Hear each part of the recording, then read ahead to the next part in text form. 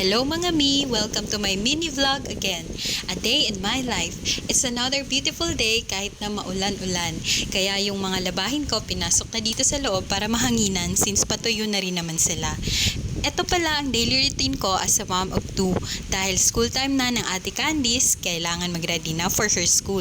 12pm to 3pm ang schedule niya, kaya mga 10am pa lang naliligo na siya at ina-assist ko na lang siya dahil marunong na din naman siya mag-shower ng sarili niya. Then, prepare ng mga gamit for school at baon. At dahil timing, naiyak naman si baby, kaya pansin nyo din, nakarga-karga ko din siya habang nag-aasikaso kay ate niya. From pagbibihes hanggang sa pag-ayos ng buhok ni ate, pero tapos na rin naman kaming kumain.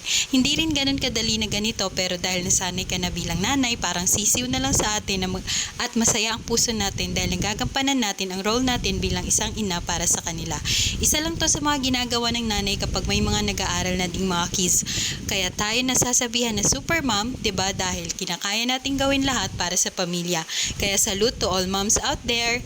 Hindi na rin bago sa akin to dahil laki din ako sa ganitong setup dati ng pamilya, at dahil akong panganay, ako din tumutulong sa mga kapatid ko.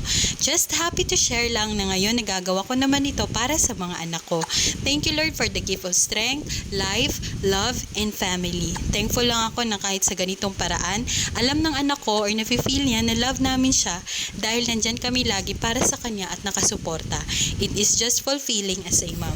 Hanggang sa next mini vlog ulit mga mi.